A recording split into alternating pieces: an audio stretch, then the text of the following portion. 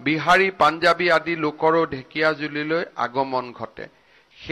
এইদৰে অসমৰ থলুৱা খিলঞ্জীয়া লোকসকল আৰু আন জনগোষ্ঠীৰে পৰিবেষ্টিত হৈ আজি ঢেকিয়াজুলি এক ভিন্ন ৰঙী ভাষা সংস্কৃতিৰ মিলন ভূমিলৈ ৰূপান্তৰিত হৈছে।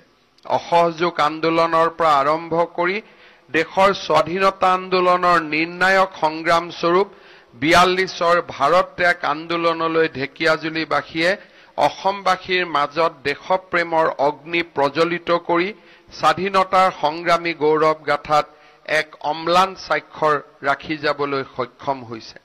ভাৰতৰ স্বাধীনতা সংগ্ৰামৰ ইতিহাসত 1942 চনৰ আগষ্ট মাহৰ ঘটনাৱলীৰ এক অন্যতম ভূমিকা আছে।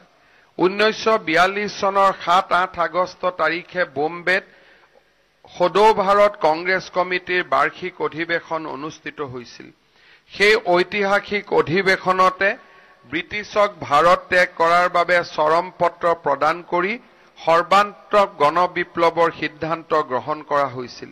এই গণবিপ্লৱৰ পৰিপ্ৰেক্ষিতত ব্ৰিটিছ প্ৰশাসনে কংগ্ৰেছৰ বহু নেতাক গ্ৰেপ্তাৰ কৰে। সেই অনুসৰি 9 আগষ্টৰ দিনটোতে বিষ্ণুৰাম মেধি, মৌলানা তয়বুল্লাহ হৰিকৃষ্ণ দাস, ফকৰুদ্দিন আলী আহমেদ, দেৱেশ্বৰ শৰ্মা, পদ্মধৰ চলিহা, বিজয় চন্দ্ৰ ভাগৱতী প্ৰমুখ্যে অসমৰ সকলো কংগ্ৰেছ সদস্য আৰু অসমৰ প্ৰাদেশিক কংগ্ৰেছৰ সকলো নেতাক গ্ৰেপ্তাৰ কৰি এই আন্দোলন মষিমূৰ কৰিবলৈ ব্ৰিটিছে চেষ্টা কৰিছিল। বম্বে অধিৱেশনৰ পৰা উভতি অহাৰ পথত 12 আগষ্টত গোপীনাথ বৰদলৈ আৰু সিদ্ধিনাথ শৰ্মাক ধুবুৰীত গ্ৰেপ্তাৰ কৰা হৈছিল। কিছুদিন পিছতে মাজুলীৰ গড়মূৰ সত্ৰৰ সত্ৰাধিকাৰ মুক্তিযোদ্ধা পীতাম্বৰ দেৱগোস্বামীকো গ্ৰেপ্তাৰ কৰি যোৰহাট জেলত কাৰাৰুদ্ধ কৰা হৈছিল। হেমচন্দ্ৰ বৰুৱা, অমিয় কুমাৰ দাস, মহাদেৱ শৰ্মা অসুস্থ হোৱাৰ বাবে প্ৰথমতে তেওঁলোকক গ্ৰেপ্তাৰ কৰা নাছিল যদিও পিছত অমিয় কুমাৰ দাস আৰু মহাদেৱ শৰ্মাক গ্ৰেপ্তাৰ কৰি ব্ৰিটিছ চৰকাৰে কাৰাগাৰলৈ প্ৰেৰণ কৰিছিল। কিন্তু ৰাজ্যৰ জনসাধাৰণে নেতাসকলৰ অবৰ্তমানত স্থানীয়ভাৱে সংগঠিত হৈ অহিংস আৰু চৰম সকলো পন্থাৰে ব্ৰিটিছৰ বিৰুদ্ধে সংগ্ৰামত নামি পৰিছিল। আগষ্ট মাহৰ মাজভাগৰ পৰাই কামৰূপ, দৰং, নগাঁও, গোৱালপাৰা, শিৱসাগৰ আদি জিলাত স্বতঃস্ফূৰ্তভাৱে ব্ৰিটিছ বিৰোধী আন্দোলনৰ সূত্ৰপাত হৈছিল। ব্ৰিটিছ প্ৰশাসনে 1942 চনৰ আগষ্ট আৰু ছেপ্টেম্বৰ মাহ ধৰি গাঁও, চহৰ, নগৰ সৰ্বত্ৰ আন্দোলন দমন কৰিবলৈ অভূতপূৰ্ব দানৱীয় পন্থা অৱলম্বন কৰিছিল। ফলত সমগ্ৰ অসমৰে বিভিন্ন ঠাইত গোপন আৰু সশস্ত্ৰ আক্ৰমণ বৃদ্ধি পাবলৈ ধৰিছিল। ঔপনিৱেশিক ব্ৰিটিছ প্ৰশাসনৰ পৈশাচিক দমন অত্যাচাৰৰ পুতক তুলিবলৈ বিভিন্ন ঠাইত স্থানীয়ভাৱে সংগঠিত সংগ্ৰামীসকলে বিভিন্ন কূটাঘাতমূলক আক্ৰমণ সংগঠিত কৰাৰ লগতে চৰকাৰী কাৰ্যালয়, আৱাস আদিকো জুই লগাই ধ্বংস কৰিছিল। কামৰূপ, নগাঁও, দৰং, শিৱসাগৰ জিলাত চৰকাৰী কাৰ্যালয়, ভ্ৰমণ আদিত অগ্নিসংযোগ কৰাৰ উপৰিও ঠায়ে ঠায়ে সংগ্ৰামীসকলে ৰেল লাইন উভালি পেলাইছিল, যাতায়াতৰ পথসমূহ খান্দি বিচ্ছিন্ন কৰি দিছিল। অতি গোপনে আৰু পৰিকল্পিত 26 আগষ্টত বৰনগৰত চৰকাৰে নিৰ্মাণ কৰিবলৈ লোৱা বিমানকোট আৰু সৰভোগ থানা ব্ৰজনাথ শৰ্মাৰ নেতৃত্বত জুই লগাই ধ্বংস কৰি দিয়া হৈছিল। উজনি অসমৰ গোলাঘাটত কংগ্ৰেছ সেৱা দলক শান্তি বাহিনীলৈ ৰূপান্তৰ কৰি প্ৰাদেশিক কেম্প স্থাপন কৰা হৈছিল। সেই কেম্পত শান্তি বাহিনীৰ সেনা সদস্যসকলক প্ৰতিৰোধৰ প্ৰশিক্ষণ দিয়া হৈছিল।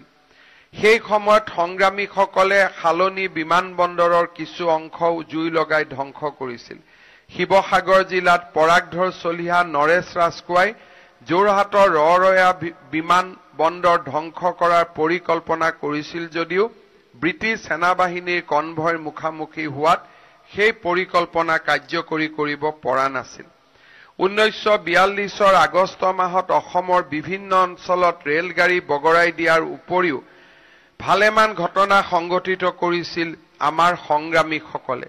নগাঁও জিলাৰ পুৰণি গুদাম, যমুনামুখ, বেবেজিয়া, গুৱাহাটীৰ সমীপৱৰ্তী পানীখাইটি, পানবাৰী ৰঙিয়াত ৰেলগাড়ী বগৰাই দিয়া হৈছিল। এনেবোৰ কুটাঘাত কাৰ্যই ব্ৰিটিছ চৰকাৰক দিশহীন কৰি তুলিছিল। ব্ৰিটিছ চৰকাৰেও সকলো প্ৰকাৰৰ গণজাগৰণক দমন কৰিবলৈ নিশংসতা আৰু নিৰ্যাতন তীব্ৰতৰ কৰি তুলিছিল। দোষী নিৰ্দোষী বাছ বিচাৰ নকৰাকৈ ৰেল বগৰুৱা ঘটনাত 40 জন লোকক ব্ৰিটিছ চৰকাৰে গ্ৰেপ্তাৰ কৰিছিল। খৰখেদাকৈ অনুষ্ঠিত বিচাৰত এই 40 জন লোকৰ ভিতৰত 4 জনক প্ৰাণদণ্ড আৰু 3 জনক 10 বছৰতকৈ কাৰাবাসৰ ৰায় প্ৰদান কৰা হয়। পিছত প্ৰাণদণ্ডৰ আদেশ পোৱা 3 জনক প্ৰাণদণ্ডৰ পৰা ৰেহাই দি 10 বছৰলৈ কাৰাদণ্ডৰ ৰায় প্ৰদান কৰা হয়। মহান মুক্তিযুঁজাৰু কুশল কোঁৱৰক যোৰহাটৰ কাৰাগাৰত ফাঁচি দিয়া হৈছিল। সেই কাৰাগাৰতে দেশৰ হকে যুঁজ দি মৃত্যুক আঁকোৱালি লৈছিল স্বাধীনতা সংগ্ৰামী কমলা মিৰি আৰু বেজা বাউৰীয়ে।